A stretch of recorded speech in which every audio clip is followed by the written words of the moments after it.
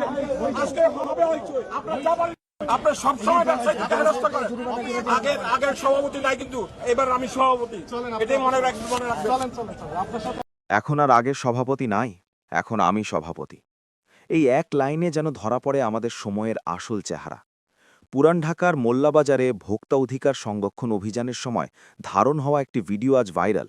কিন্তু এটা শুধু ভাইরাল কন্টেন্ট নয়, এটা ক্ষমতার ভাষা, এটা আইনের সামনে দাঁড়িয়ে দাপট দেখানোর নগ্ন উদাহরণ।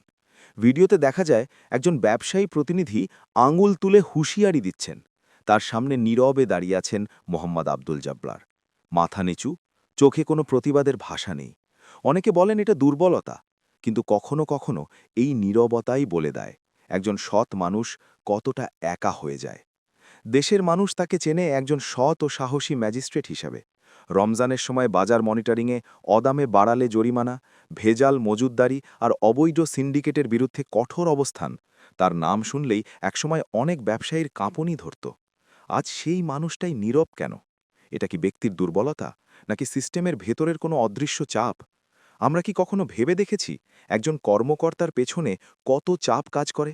কত অদৃশ্য ফোন কল, কত অঘোষিত হুমকি, কত রাজনৈতিক প্রভাব? অনেক সময় প্রকাশ্যে প্রতিবাদ করা মানেই নিজের কেরিয়ার, নিজের পরিবার সব কিছু ঝুঁকির মুখে ফেলা। কিন্তু এখানেই প্রশ্নটা আরও কঠিন হয়ে যায়। যদি আইনের প্রতিনিধিরাই চাপের কাছে নতি স্বীকার করে, তাহলে সাধারণ মানুষ যাবে কোথায়? তখন কি আইন শুধু কাগজে কলমে থেকে যাবে? একজন সাধারণ ব্যবসায়ী প্রতিনিধি কিভাবে এতটা আত্মবিশ্বাস পায় আইনের প্রতিনিধির সামনে দাঁড়িয়ে আঙুল তুলে কথা বলার? এই সাহস আসে কোথা থেকে? পেছনে কি কোনো রাজনৈতিক ছত্রছায়া আছে, নাকি বাজার সিন্ডিকেটের অদৃশ্য শক্তি আবার সক্রিয় হয়েছে? যখন অবৈধ শক্তি একত্র হয়, তখন তারা আর কাউকে ভয় পায় না, না প্রশাসন, না আইন। আজ যদি একজন ম্যাজিস্ট্রেটকে প্রকাশ্যে অপমান করা যায়, তাহলে কাল কি একজন সাংবাদিককে করা হবে না? পরশু কি একজন সাধারণ নাগরিককে করা হবে না?